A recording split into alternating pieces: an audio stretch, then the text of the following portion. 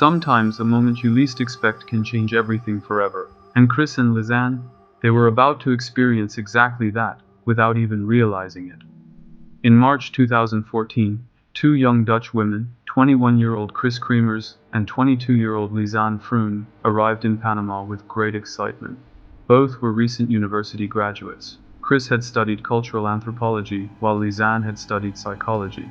They were eager to explore new cultures and improve their Spanish. They also planned to volunteer to help children. They settled in a small mountainous town called Boquete, famous for its lush greenery and cloud forests. Chris and Lisanne were to stay for a few weeks, attend a language school, and then begin their volunteer work. But not everything would go according to plan in Panama. On the morning of April 1st, 2014, the two women left their house with only a small backpack and a bottle of water. Their goal was to hike the famous Pianista Trail, located north of Boquete. The beginning of the trail was a well-known tourist path, but as one ventured deeper, it turned into untamed forest. That day, villagers saw them walking with a dog, but when night fell, the girls never returned. The host family grew concerned, but search efforts were not initiated immediately. Short hiking trips were common in the region. That night, the only thing that raised concern was when the dog, Azul, returned home alone. Still, no panic set in. It wasn't unusual for tourists to stay out late. By the next morning, April 2nd, the real alarm sounded. The girls did not show up for language school. This was completely out of character. Chris and Lisanne were punctual and organized. The host woman contacted the police immediately.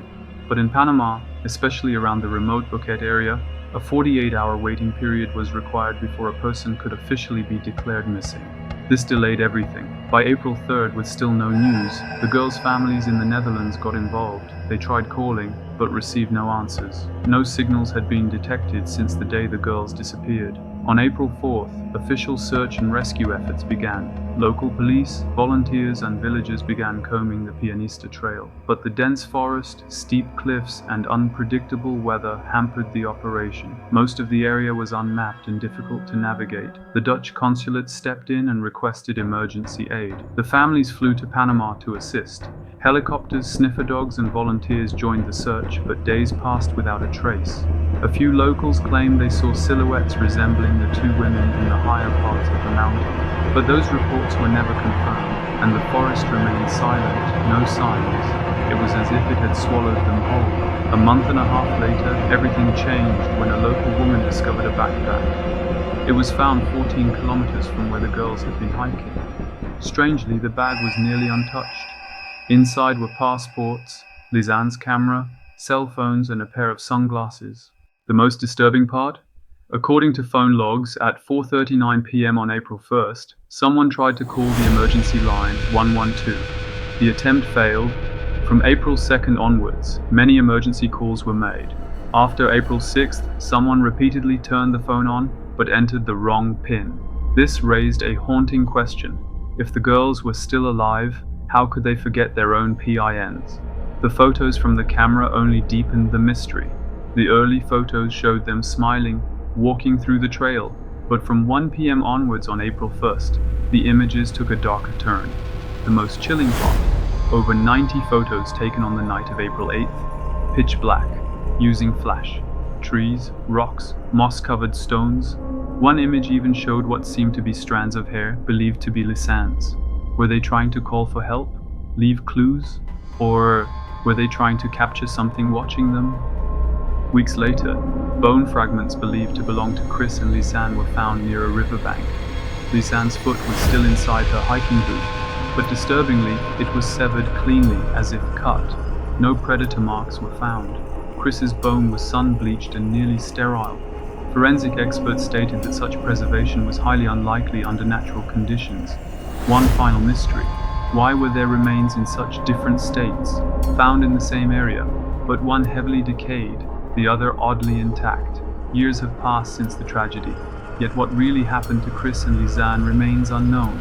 The forest where they disappeared, La Pianista, is still known by locals as the Silent Mountain, because sometimes what isn't said reveals more than what is. Many claim the girls simply got lost and starved to death, but the camera, the phone logs, and the condition of the bones may point to something far darker.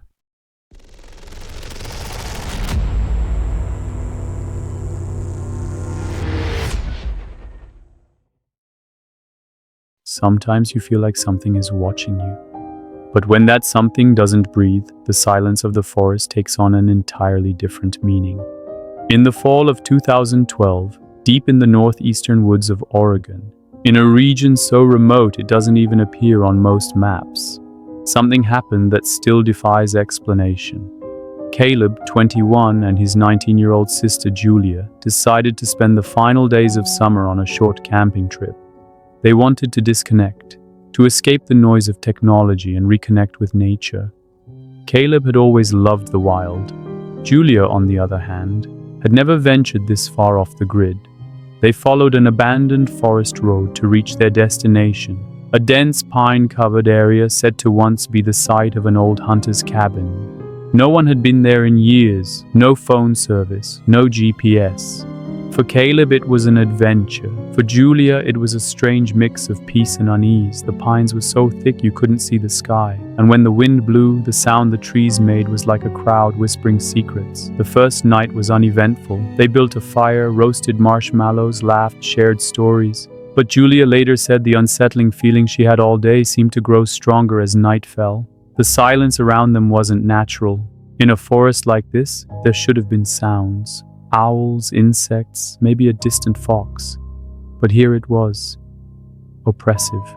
Just as Julia was about to fall asleep, Caleb heard something moving outside. At first he thought it was the wind, but the noise was steady. Footsteps, heavy, deliberate. Something, or someone, was outside their tent. Caleb grabbed his flashlight and stepped out. He scanned the trees but saw nothing, only the endless wall of pines, and something else.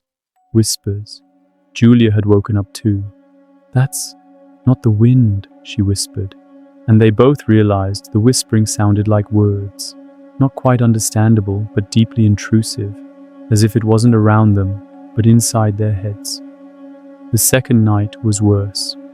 Around 2 a.m., Caleb awoke to a sound, this time a melody, a faint whistling, rhythmic. 3 notes, a pause. Then again. Julia sat up and said, "It's like a signal. Someone's sending us a message." They didn't leave the tent this time. They just sat in silence, their racing hearts trying to match the tempo of the whistling outside. At dawn, just 4 meters from their tent, they found a symbol drawn on the ground using pine needles, 2 overlapping circles with a dot in the center. Caleb thought it was a prank, but Julia remembered it. From old folklore, a symbol said to represent the spirit of the forest, the gaze shown only to those who trespass. That night, the nightmare truly began. Just past midnight, the tent began to shake. A low, guttural breathing sound came from outside. Caleb rushed out with his flashlight, and a few meters away stood a tall, black, monstrous silhouette. The beam of light wasn't enough to reveal what it truly was. Julia screamed and bolted out of the tent. They ran, left everything behind. They didn't stop for hours, using only the moonlight to guide them through the trees. By morning, they were found near the forest entrance, passed out from exhaustion. Authorities were called, but when they returned to the campsite, everything was just as they'd left it, except the symbol had been redrawn at the tent's entrance. Caleb and Julia never went back. Forests are alive, but some harbor minds darker than we can imagine. Sometimes you don't go to watch nature. Sometimes nature calls you just to watch you. I hope you enjoyed it, guys. Don't forget to like and stay tuned for more stories. See you soon.